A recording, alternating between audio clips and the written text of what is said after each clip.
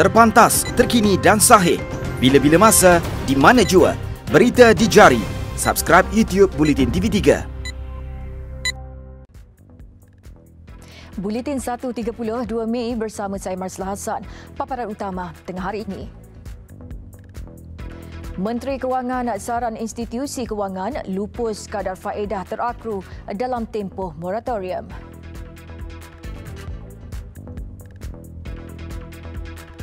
Juga Ketua Jabatan digalak amal penggiliran pekerja sepanjang tempoh PKPB bermula Isnin ini.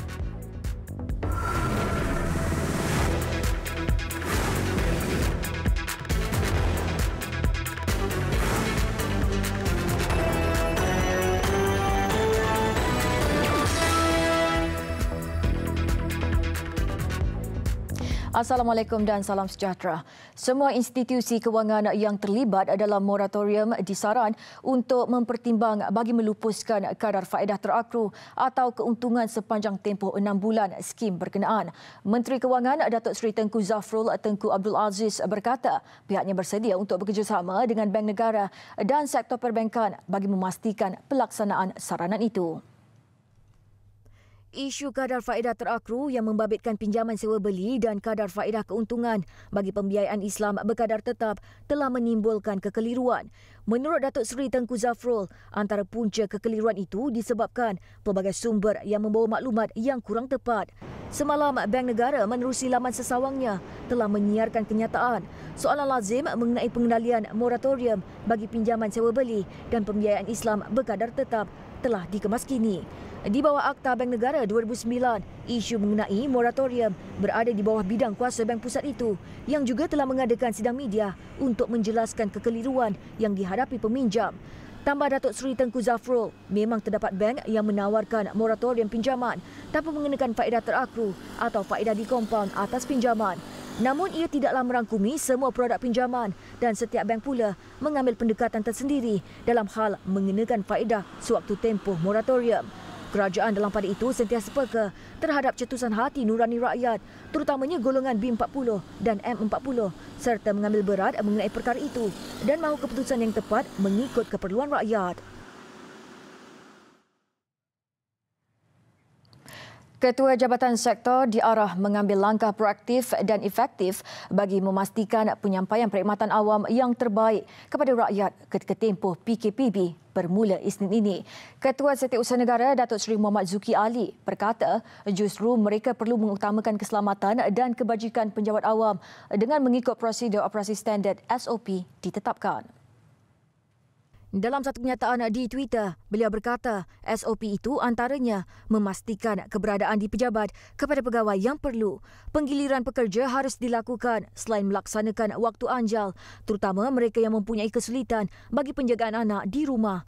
Manakala mesyuarat diadakan secara maya melalui medium yang selamat dan terjamin dari segi kerahsiaan. Jelasnya Jabatan Perkhidmatan Awam JPA akan mengeluarkan garis panduan mengenai SOP berkenaan dalam masa terdekat. PKPB dan semua arahan dikeluarkan oleh pihak berkuasa mesti dipatuhi. Elemen protokol kesihatan dan keselamatan di pejabat perlu mematuhi jarak sosial serta arahan dari semasa ke semasa Kementerian Kesihatan dan Majlis Keselamatan Negara. Perintah Kawalan Pergerakan Bersyarat PKPB yang akan dilaksanakan bermula Isnin ini dengan memberikan beberapa kelonggaran. Bukan tiket untuk orang ramai boleh bergerak bebas. Ketua Polis Negara Tan Sri Abdul Hamid Badur sebaliknya meminta orang ramai untuk bersabar dan sentiasa membuat pertimbangan yang sebaiknya semasa ingin keluar dari rumah kerana penularan wabak COVID-19 masih berlaku dan berterusan. Tan Sri Abdul Hamid turut menasihatkan hanya mereka yang benar-benar perlu keluar sama ada untuk bekerja di sektor yang telah dibenarkan, membeli barang keperluan, mendapatkan rawatan kesihatan selain mempunyai kaitan dengan kebenaran kerajaan boleh bergerak untuk menjalankan aktiviti harian mereka. Tegasnya, keputusan yang dibuat kerajaan itu bukanlah satu jaminan bahawa COVID-19 sudah berjaya diatasi. Namun kerajaan memberikan kelonggaran adalah disebabkan atas kepentingan ekonomi. Justru orang ramai disaran tidak mengambil kesempatan untuk keluar beramai-ramai tanpa tujuan semata-mata untuk berada di luar rumah. Beliau turut menegaskan apabila PKPB bermula Isnin ini, jangan pula keadaan menjadi kelam kabut, kesesakan lalu lintas yang panjang dan orang ramai keluar sehingga keadaan menjadi tidak tentu arah.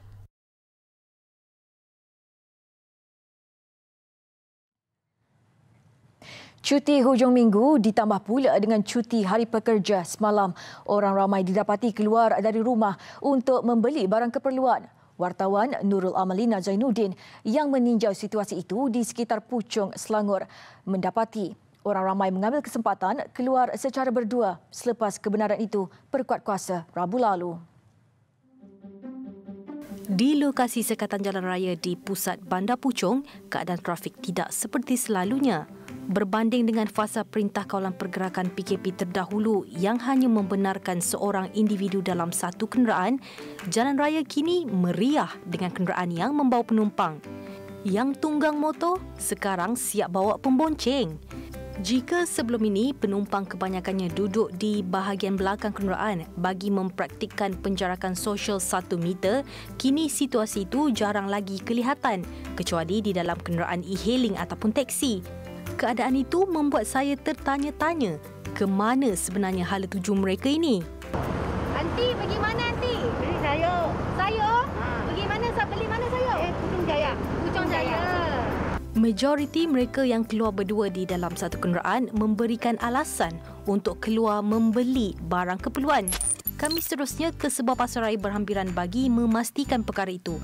Ternyata premis itu dipenuhi pasangan-pasangan yang mahu melakukan pembelian sejak mula operasi pagi tadi. Ibu bersama anak, suami bersama isteri, kawan serumah, adik-beradik, pasangan kekasih pun mungkin ada. Jangan terkejut, yang bawa anak kecil pun ada. Terlihat saja lensa kamera kami, ramai yang tak senang duduk. Mulalah mencari haluan masing-masing. Yang mencuri tumpuan saya, gelagat abang-abang ni yang seolah-olah bosan mengikuti rapat pasangan yang sibuk ke sana ke sini. Tinjauan saya di sebuah pasaraya besar di pusat Bandar Puchong ini mendapati ramai yang mengambil kesempatan atas kelonggaran yang diberikan oleh kerajaan yang membenarkan 2 individu dari sebuah keluarga keluar untuk membeli barang keperluan. Manakala tidak, kebanyakan mereka ini dilihat hanya berfungsi sebagai penunggu, peneman atau sekadar si penolak troli. Akibatnya akan berlaku lambakan individu di dalam satu premis dan akhirnya menyebabkan kepada pengabaian penjarakan sosial. Walaupun bilangan pelanggan dihadkan pada satu-satu masa, kehadiran si peneman tentunya merancakkan lagi pembelian dan membuatkan mereka berada lebih lama di pasaraya. Kasihan orang yang beratur pula terpaksa tunggu lama. Laporan Nurul Amalina Zainuddin.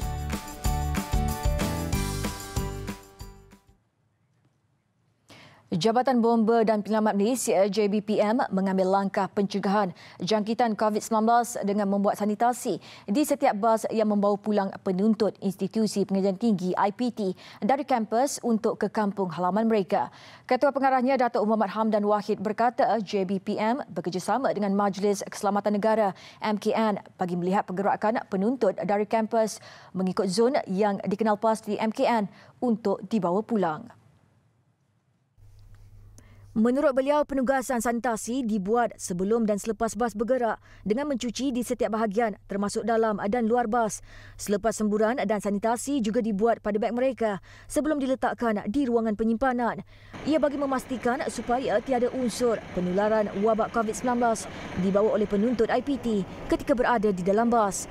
Tambah Datuk Hamdan, apabila kesemua penuntut IPT telah sampai ke destinasi masing-masing, disinfeksi dilakukan sekali lagi untuk memastikan bas yang dinaiki mereka berada dalam keadaan bersih. Setakat ini, Bomba telah melaksanakan 86 operasi disinfeksi melibatkan 463 kenderaan iaitu 378 buah bas, 83 van dan 2 buah kereta.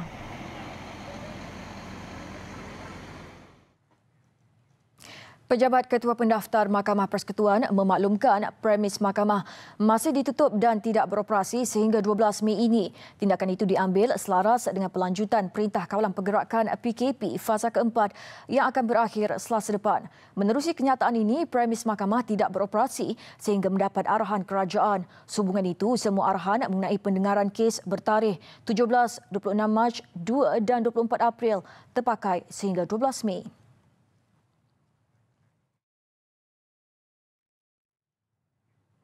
Pada bulan Ramadan, tidak sukar untuk meraih pahala, terutama dalam menyantuni golongan kurang berkemampuan. Di Perlis misalnya, seorang penjual aiskrim berpakaian adiwira mengumpul derma orang ramai, membeli juadah berbuka puasa, lalu mengagihkannya kepada mereka yang memerlukan. Ia dilakukan setiap hari sejak Ramadan tahun lalu. Dengan mengenakan kostum Spiderman, Hanizan Hadrus memandu dari satu rumah ke satu rumah untuk menyampaikan sumbangan berupa ayam dan ikan bakar, sayur serta kuih muih. Katanya menu juara itu berbeza setiap hari bergantung kepada sumbangan orang ramai. Turut diagihkan keperluan asas lain seperti beras dan biskut. Terima kasihlah pada semua rakan-rakan penyumbang yang telah bertungkus lumus membantu. Yang saya ingat anak-anak penyakit kronik, yang saya ingat keluarga-keluarga asnaf, yang saya ingat anak-anak yatim piatu di seluruh negeri Perlis. Jelasnya beliau tidak mengharapkan sebarang balasan. Penerima sumbangan turut terdiri daripada pesakit kronik dan golongan asnaf. Dia juga mana bagi makanan kan untuk buka hari ini. Kira kuranglah nak beli, tak ada belilah. Ya, kira kurang berbalas sikit kan Kak. Terima kasihlah Kak Banzan. Sudah datang rumah kami bagi sumbangan juadah berbuka dan barang-barang dapur.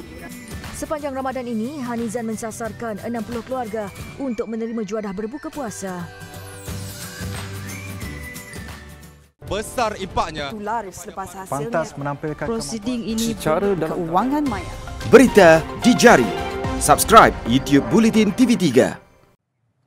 Laporan antarabangsa. Singapura mengesahkan 932 kes jangkitan baru dan satu lagi kematian akibat COVID-19. Ini menjadikan jumlah korban kini mencecah 16 bangsa. Dalam satu kenyataan dikeluarkan lewat malam tadi, Kementerian Kesihatan memaklumkan pesakit dilabelkan kes 2,728 meninggal dunia di Pusat Penyakit Berjangkit Kebangsaan semalam. Warga Singapura berusia 60 tahun terbabit yang disahkan positif COVID-19 pada 13 April lalu mempunyai sejarah penyakit hipertensi dan hiperlipidemia. Singapura mencatatkan 2 kematian pertama pada 21 Mac lalu. Hingga kini seramai 1,268 pesakit telah pulih sepenuhnya dan dibenarkan pulang dari hospital atau fasiliti isolasi komuniti, manakala 23 lagi berada di unit rawatan rapi ICU.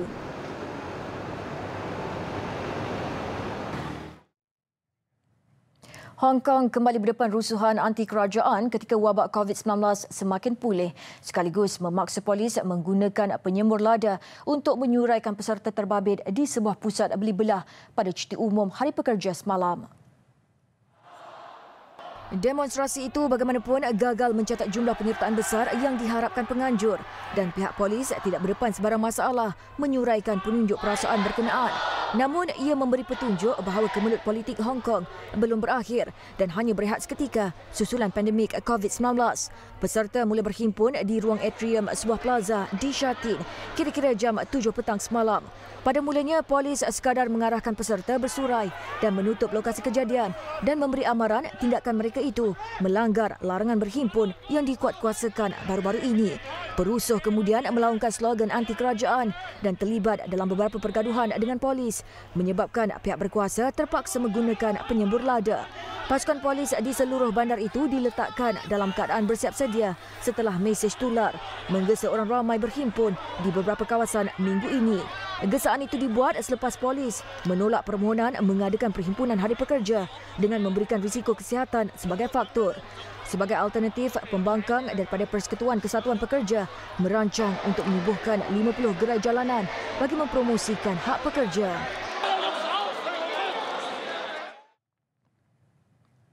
Pertubuhan Kesihatan Sedunia (WHO) semalam menegaskan sekali lagi COVID-19 adalah virus semula jadi. Ia selepas Presiden Donald Trump mendakwa beliau telah melihat bukti bahawa ia berasal daripada sebuah makmal di China. Tegas pengarah eksekutif Program Kecemasan Kesihatan WHO, Michael Ryan, Agensi Pertubuhan Bangsa-Bangsa Bersatu PBB, itu telah berkali-kali mendengar penerangan maklumat daripada saintis yang mengkaji virus terbabit dan mengulangi semula pendirian WHO di mana mereka pasti virus itu adalah semula jadi.